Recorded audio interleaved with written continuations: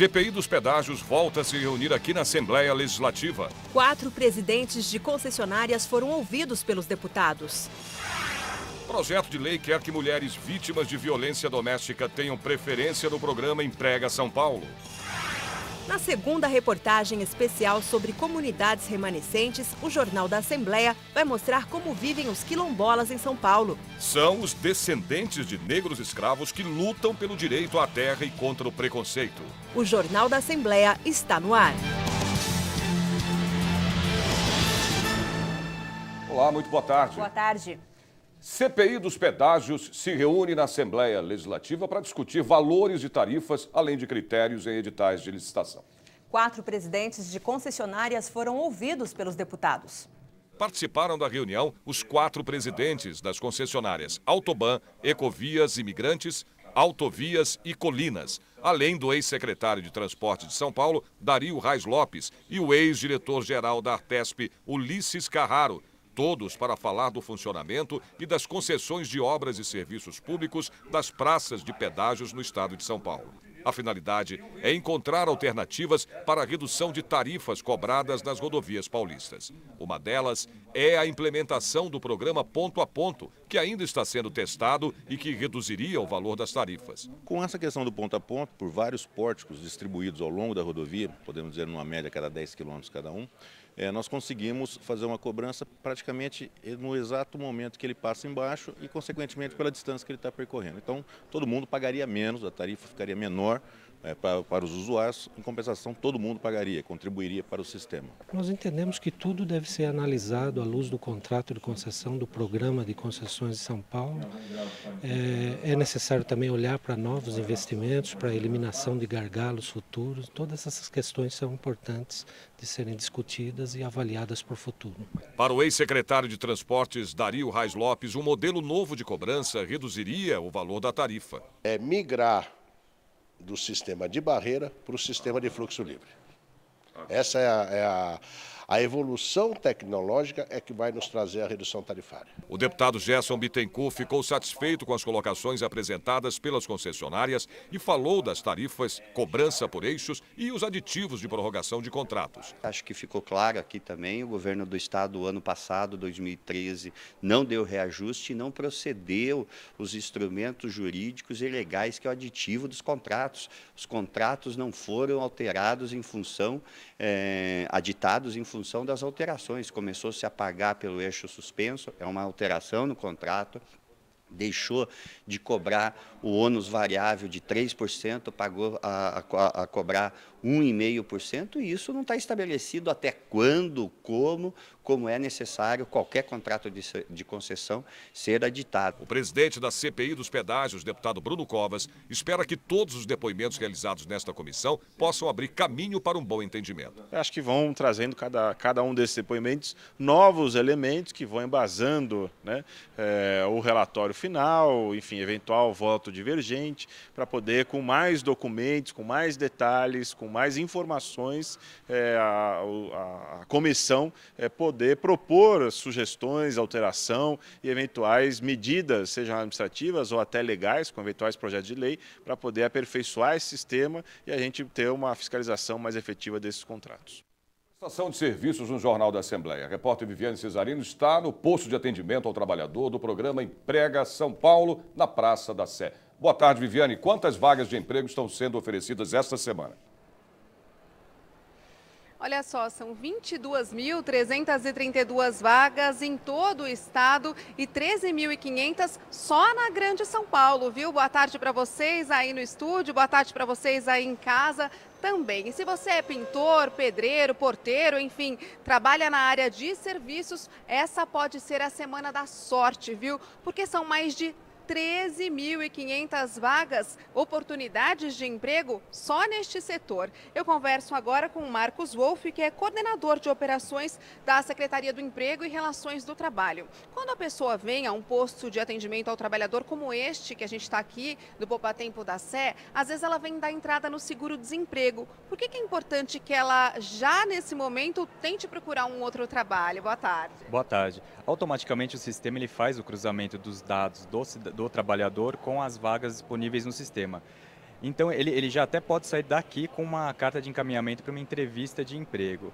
E é importante que a pessoa use esse período para buscar uma nova oportunidade, para se capacitar, porque quanto mais tempo ela permanece fora do mercado, fica mais difícil a recolocação. Seguro-desemprego não é férias, então? Não, o seguro-desemprego é um benefício justamente para a pessoa se manter durante esse período, mas é importante que o trabalho dela passe a ser a busca de um emprego. A gente já falou várias vezes que quando a pessoa vem, ela pode até sair com uma entrevista agendada, né? E é importante que ela se saia bem nessa entrevista, mas tem uma outra dica que a gente ainda não falou, que é pesquisar um pouquinho sobre essa futura empresa, né? Por quê? Isso, a entrevista, a pessoa tem que ver como um momento, é a oportunidade única que ela tem de se apresentar. Então é importante que, além daquelas regras básicas da apresentação, do currículo, ela também pesquise sobre a empresa, saiba o ramo que ela atua, o produto que ela vende, o serviço que ela presta, para ela poder se vender melhor para o entrevistador, saber como ela pode ajudar essa empresa no seu serviço, né? Obrigada. Daqui a pouquinho a gente volta então com mais informações do programa Emprega São Paulo, enfim, com as dicas do site. Como é que faz para vir pessoalmente também? Sérgio, Raquel? Ok, Viviane, até daqui a pouco. Vamos a informações do trânsito em São Paulo. Você vê aí imagens ao vivo da Avenida Paulista, o coração financeiro da capital. Trânsito aí fluindo normalmente para o motorista que segue no sentido Paraíso, um pouquinho mais carregado, um pouquinho mais complicado aí para o motorista que segue no sentido Consolação, mas sem pontos de congestionamento, o motorista só para mesmo nos semáforos. São Paulo teve mais uma madrugada fria, 13 graus. A previsão para esta terça-feira é de tempo fechado com chuva fraca durante o dia. A máxima não passa de 18 graus. Vamos ver como fica o tempo no interior do estado. Em Campinas, tempo frio, os termômetros chegam aos 18 graus. Em São José dos Campos, o tempo fica nublado com chuvas durante o dia. A máxima é de 16 graus. Em Sorocaba, tempo chuvoso. A temperatura cai e chega aos 18 graus. Em Ribeirão Preto, cai a temperatura também, máxima de 17 graus. Você vai vir a seguir um ato público em apoio à aprovação do projeto de lei que prevê o aumento a funcionários do Judiciário. A gente conta todos os detalhes depois do intervalo. É rapidinho, até já.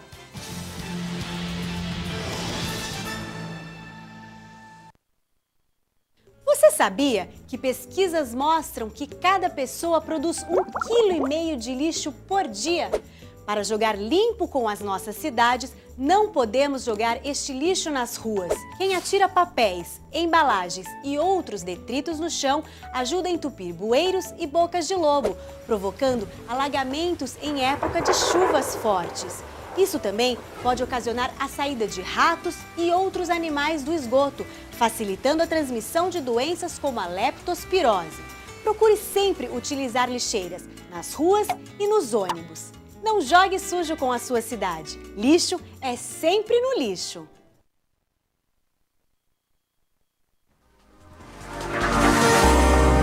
TV Alesp, a TV da cidadania.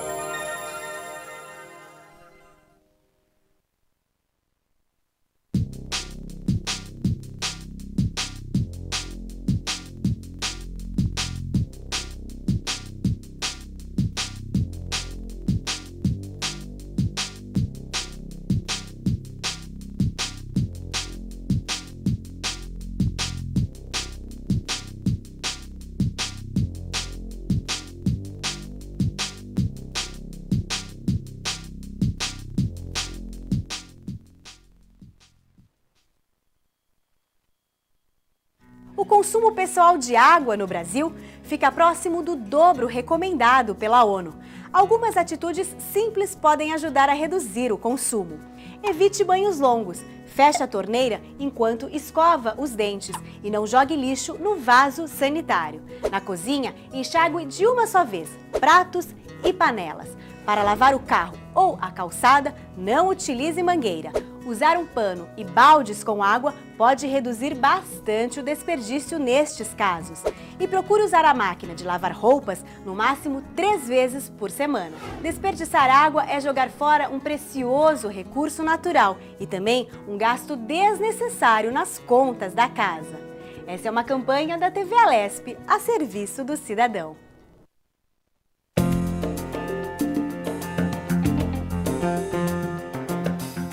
existe uma relação de harmonia e independência entre os poderes legislativo, executivo e judiciário. O princípio da separação dos poderes busca limitar as competências para garantir a democracia, impedindo que um poder se sobreponha a outro. A Constituição delimita o exercício do poder e fixa as competências de cada um deles.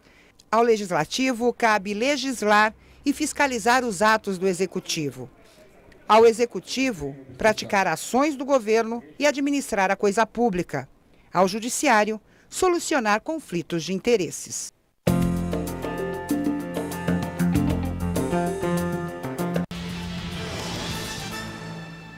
Está marcado para hoje aqui na Assembleia Legislativa um ato público em apoio à aprovação de um projeto de lei que trata de aumento salarial para funcionários do Poder Judiciário. E o repórter Jorge Machado tem as informações ao vivo. Jorge, com você. Boa tarde. Está marcado para as 19h30 o ato que deve ser presidido pelo deputado Fernando Capês, do PSDB, pela aprovação do projeto de lei 1005 de 2013, que está tramitando na Assembleia Legislativa do Estado de São Paulo desde 20 de dezembro do ano passado. Ele foi publicado no Diário Oficial, talvez o último ato do desembargador Ivan Sartori, ex-presidente do Tribunal de Justiça do Estado de São Paulo, que chegou nesta Casa de Leis, já passou por duas comissões, a Comissão de Constituição e Justiça, também a Comissão de Finanças, Orçamento e Planejamento. A proposta, na verdade, trata do abono variável dos conciliadores e mediadores inscritos nos Centros Judiciários de Solução de Conflitos e Cidadania, que são cadastrados no Núcleo Permanente de Métodos Consensuais de Solução de Conflitos. Por esse projeto, os conciliadores e mediadores terão jornadas diárias de 2, 4, 6 ou 8 horas, sendo no máximo 16 horas semanais dentro do período de expediente forense, que é das 9 da manhã até às 19 horas, até às 7 da noite. Também, se for aprovada a proposta, o valor do abono variável será de R$ 40,28, ou seja, 2 UFESPs, o valor da UFESP neste ano de 2014, R$ 20,14, ou seja, por hora, o conciliador deve receber R$ 40,28. O conciliador tem como principal missão a realização de acordo, evitando assim a continuidade do conflito. Pode ser utilizado em quase todos os casos. Vamos a eles: pensão alimentícia, divórcio, desapropriação, inventário, partilha, guarda de menores, acidentes de trânsito, dívidas em bancos e financeiras, problemas de condomínio. Só não vale para o conciliador no caso crimes contra a vida, no caso homicídios e situações previstas na Lei Maria da Penha. O mediador também tem uma forma de solução de conflitos no meio de uma terceira pessoa ou um facilitador. Segundo o Conselho Nacional de Justiça, há trabalhando no país cerca de 20 mil mediadores e conciliadores e a proposta de formação de mais 20 mil conciliadores e mediadores até dezembro deste ano. Sérgio. Ok, Jorge. E o repórter Jeremias Gomes acompanhou o lançamento de um livro que discute as prestações de serviços de interesses das comunidades. Vamos ver a reportagem. O lançamento do livro Organizações Sociais, a construção do modelo no Teatro Eva Herz, no Conjunto Nacional, na capital paulista, foi precedido de um debate com representantes do terceiro setor, além dos autores e o coordenador do livro, o professor Rubens Naves. O jornalista Luiz Nassif também esteve entre os convidados. Ele destacou que as chamadas OSs, Organizações Sociais, e as OCIPs, Organizações da Sociedade Civil de Interesse Público, são importantes, mas precisam de aprimoramento. As OCIPs hoje, elas têm que se aprimorar no sentido de ter que ter mais transparência, a transferência de recursos. Porque não adianta você pegar, você tem algumas OCIPs aqui em São Paulo que são exemplares, mas não é a média. Não é a regra. Então abre espaço para você contratar sem concurso público, para o executivo fazer um acordo, o governante fazer um acordo com a OCIP para colocar paniguados, transferir dinheiro sem aqueles controles que... No setor público você tem um controle até ineficiente, de tão pesado que é. Nas OCIPs nenhum. Então a tendência é o dinheiro ir para onde você tem menos controle, né? Então ela é uma parceira fundamental de política pública, mas precisa ser mais discutido e mais regulado. As organizações sociais foram criadas no final da década de 1990 com o objetivo de evitar o inchaço da máquina administrativa. Foi quando surgiram as primeiras legislações sobre parcerias entre a administração pública e o terceiro setor como modelo de transferência de recursos. A chamada Lei das Organizações Sociais, número 9637 de 2008, definiu os setores da iniciativa privada sem fins lucrativos que podem firmar parceria com o poder público, como ensino, pesquisa científica, proteção e preservação do meio ambiente e cultura.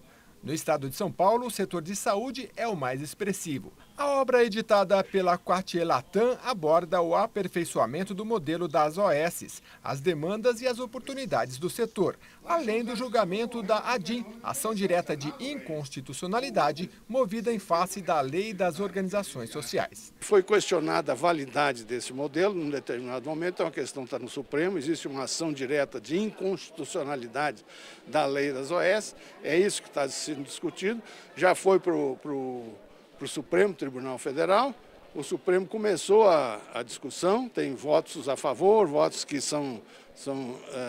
ainda não são totalmente favoráveis, que tem mudanças a ser feitas. Então, o que nós estamos, a comunidade científica, em especial a SBPC, ela trabalha na linha de que seja tomada a decisão. E favorável, obviamente, nós queremos que seja favorável, nós defendemos esse modelo de operar instituições de ciência e tecnologia. Esse livro retrata o que está na Constituição brasileira, o projeto, ou seja, um projeto que o desenvolvimento econômico e social, ele é feito no Brasil pelo Estado, mas também é feito pela sociedade. E o instrumento de participação da sociedade são as organizações da sociedade civil. E esse livro retrata um avanço que nós tivemos na construção dessas organizações da sociedade civil, foi a Lei das OS.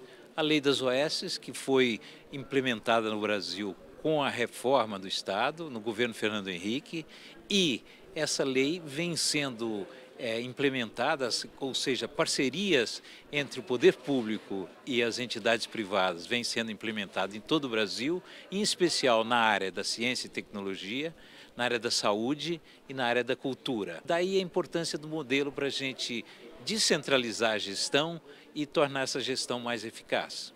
Vamos a mais informações do trânsito em São Paulo. Você vê imagens ao vivo da Avenida 9 de Julho. Na zona sul da capital, que liga aí a Praça da Bandeira aos bairros da cidade. Neste primeiro plano, motoristas que seguem no sentido do bairro e no lado oposto, os motoristas que seguem para a região central da cidade. Veja como fica o tempo nesta tarde para o interior e também no litoral do estado. Em Santos, tempo frio com possibilidades de chuvas durante o dia. Máxima chega aos 16 graus. Em São José do Rio Preto, o tempo fica nublado e pode chover durante o dia. Máxima de 17 graus. Em Mogi das Cruzes, os termômetros não passam de 16 graus também. Em Piracicaba, a temperatura máxima deve chegar aos 17 graus. Depois do intervalo, você vai ver o projeto de lei que quer mulheres vítimas de violência doméstica tenham a preferência no programa Emprega São Paulo. E a segunda reportagem especial sobre as comunidades que resistem ao tempo e mantêm a tradição. Hoje vamos mostrar como vivem os quilombolas de São Paulo. Tá imperdível, a gente volta já já.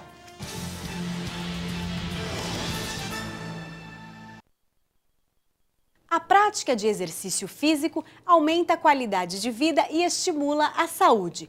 Pessoas com o hábito de se exercitar diminuem o risco de doenças vasculares, ganham massa muscular e estimulam o emagrecimento. Quem pretende levar uma vida mais saudável pode começar com exercícios ao ar livre, em parques, praças e centros esportivos. O ideal é aproveitar os momentos mais frescos do dia, antes das 9 e depois das 5 da tarde, evitando o calor. Use roupas leves e fique de olho também para evitar a desidratação, bebendo bastante água. O importante é contar com a orientação de um profissional adequado e ficar atento aos limites do próprio corpo para evitar lesões.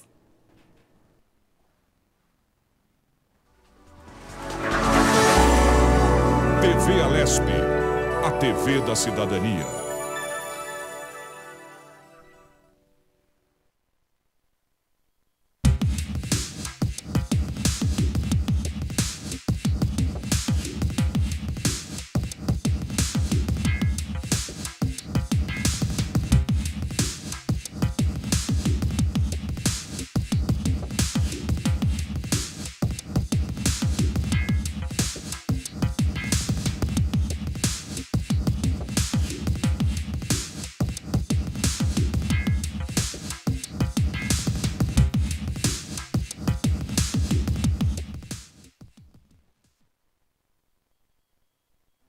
Os postos da rede pública de saúde têm disponível durante todo o ano a vacina contra o vírus HPV, que é sexualmente transmissível e pode causar doenças como o câncer do colo de útero. Neste ano, devem ser vacinadas meninas de 11 a 13 anos de idade. Em 2015, serão meninas entre 9 e 11 anos. Para receber a dose, basta apresentar carteira de vacinação ou documento de identificação. Cada adolescente deve receber 3 doses da vacina para completar a imunização. Mas atenção, a vacina não substitui a realização do Papa Nicolau, exame preventivo do câncer de colo de útero, que deve ser feito por adolescentes e também por mulheres entre 25 e 64 anos de idade. Essa é uma campanha da TV Alesp a serviço do cidadão.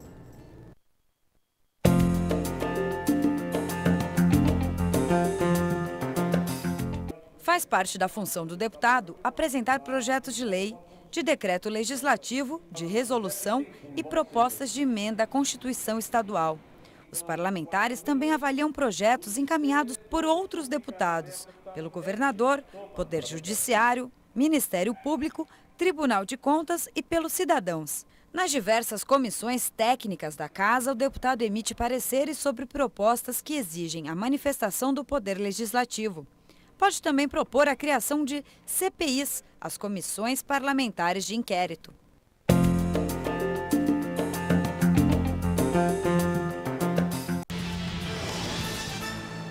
Nós voltamos a falar com a repórter Viviane Cesarino, que está no posto de atendimento ao trabalhador do programa Emprega São Paulo. Viviane, o que o trabalhador precisa fazer para se inscrever a uma vaga de emprego?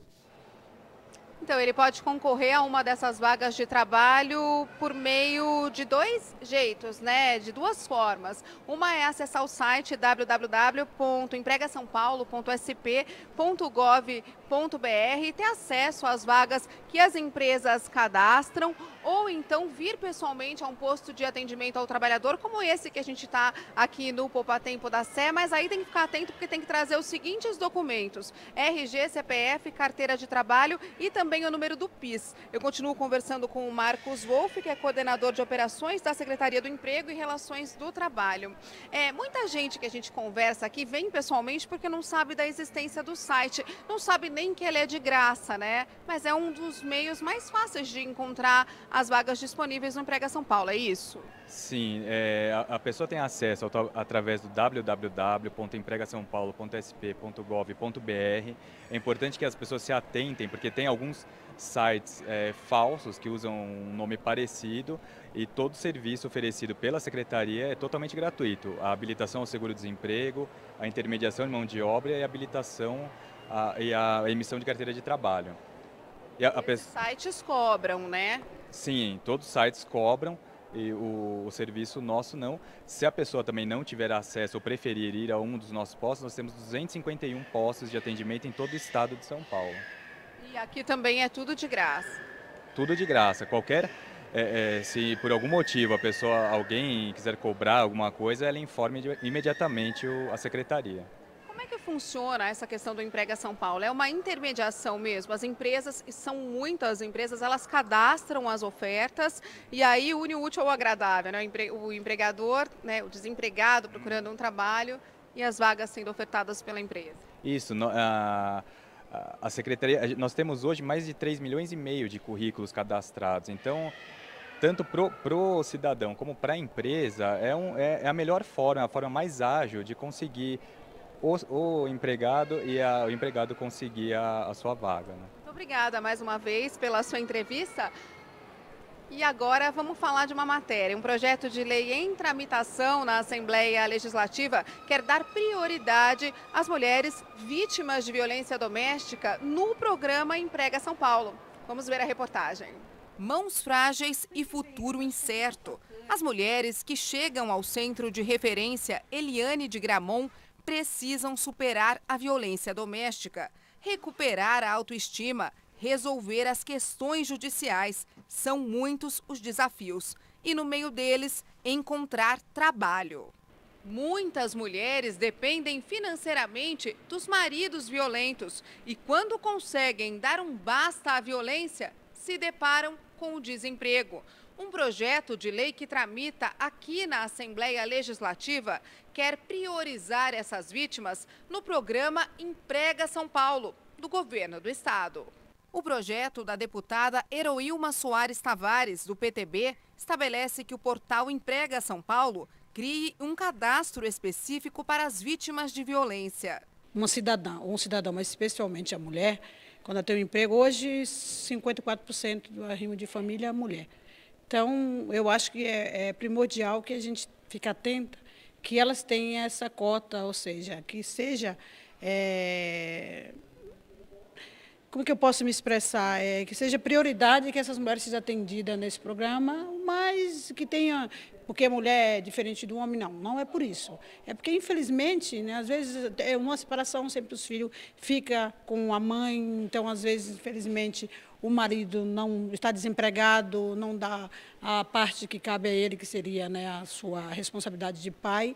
Então, acaba sempre essa responsabilidade ficando sobre a mãe. Então, eu acho que é importante que tenha prioridade nesse programa, que a mãe seja atendida, a mulher seja atendida rápido.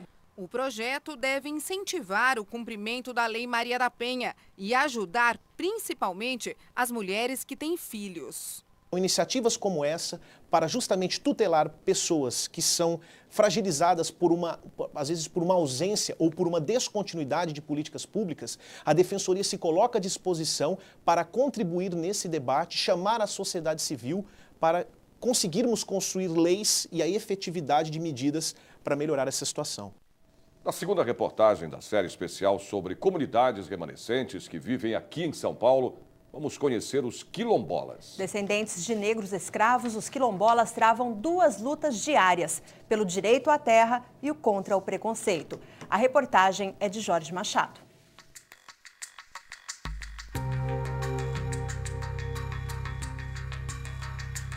Não muito longe da capital, pela rodovia SP-270, Raposo Tavares, em direção ao sul, está Votorantim, cidade que abriga um pedaço da história dos quilombos e uma luta pelo direito à terra que se arrasta há pelo menos 40 anos. Termo de origem angolana, quilombo era o refúgio dos escravos que corriam dos maus tratos e da exploração nas fazendas. Escondidos nas matas, nas grutas, nas vossorocas mais inacessíveis ou no alto das montanhas. Lá ficavam os quilombos. Isso tudo já foi um grande quilombo. Na imagem ao fundo está Sorocaba. Votorantim era distrito até dezembro de 1963, quando a população votou sim pela emancipação. A cidade engoliu o antigo quilombo, que de tão grande foi retalhado. Um pedaço ficou com Sorocaba, outra parte em Votorantim, outra em Pilar do Sul e mais outra em Salto do Pirapora. Os próprios herdeiros moravam dentro da área, né, que eram os remanescentes de quilombo. Moravam dentro da área. E porque a área é muito grande, então teve que espalhar todos os herdeiros para não perder. Mas mesmo assim nós perdemos, muita parte da área foi perdida. A cidade engoliu o quilombo se perdeu? Engoliu. Embora um pouco degradada, a Cachoeira da Chave é ponto turístico que atrai centenas de pessoas nos fins de semana. Um século atrás, onde hoje é o centro da cidade, ficava o barreiro usado pelos escravos para a construção de casas de taipa. Os quilombolas usavam muito para fazer casa de taipa, igreja, que é o nome do lugar chamado Cancume. Alguns ainda resistem. Tem um primo que mora lá na frente, no Bambuzá, que é o Paulinho. E meu pai também morava aqui dentro. Meu pai até, infelizmente, ele plantava aqui e foi envenenado por fornecida. Naquela época, a terra não tinha valor. Tinha gente que trocava a terra até por bicicleta, animais, porco e assim por diante. A maior parte não sabia ler, então assinava. Assinava, só sabia a assinatura, alguns deles, né? E acabou perdendo a área até por causa disso. Afastado das cidades, muitos quilombos permaneceram ativos anos depois da abolição da escravatura em 1888. Na Fundação Palmares, existem atualmente cerca de 1.500 remanescentes quilombolas certificados, grande parte em estados do Norte e Nordeste. Os Camargo estão entre eles. Nas encostas do bairro Votocel, num varjão do rio Sorocaba, junto aos trilhos abandonados do ramal da cimenteira. No antigo quilombo, barracos de madeira, sem água encanada e sem direito à luz elétrica. É muito difícil, né, para nós aqui da comunidade, mas essa é as nossas condições de vida. A comunidade não tem luz, né? Pedimos luz para eles, não consegue luz. Água, eles pegam água do rio aí, que você viu que a água é contaminada, né? Os donos da terra não têm um lugar para morar. Os descendentes têm uma escritura de 2 de novembro de 1874, comprovando que o escravo alforriado José Joaquim de Camargo comprou aquelas terras do capitão jesuíno de Cerqueira César, ao preço de R$400 mil.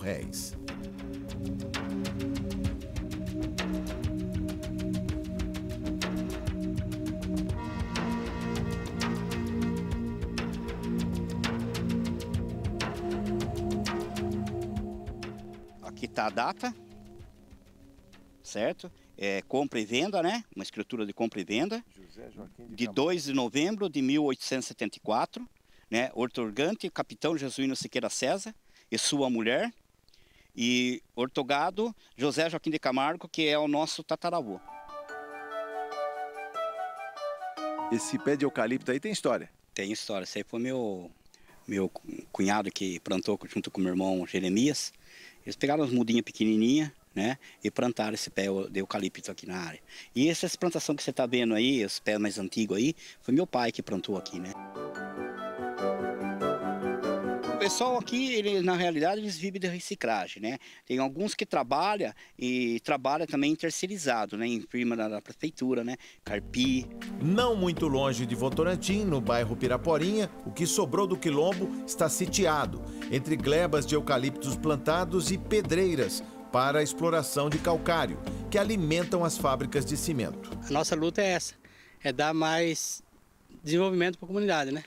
Não, a escola aqui é precária, tem pouco estudo, não tem escola, não tem um lugar onde as crianças se desenvolvam, que faça esporte. Então é isso que nós briga para desenvolver esse território que foi tomado com as décadas, o pessoal foi se apropriando. Os Camargos se dispersaram. Tinha senzala. Tinha um lugar que amarrava do tronco, que amarrava os negros. Eu brincava na senzala, eu brincava no tronco, tem um paredão de pedra, 3 metros de altura, apagou o passado. Desbravador dos sertões, seu Francisco tem sobrenome Camargo e perdeu a conta dos netos e bisnetos. É muito neto, bisneto, eu tenho bastante neto. Se não me engano, parece que tem uns 40 bisnetos e neto aí, tudo aí. A história é bonita de quilombola, né? É, bonita mesmo. Ser remanescente de quilombo, né, como meu tataravô foi escravo, né, lutou, trabalhou a terra que ele trabalhou na terra, construiu na terra, né, produziu na terra, o progresso, né, que foi mão escrava.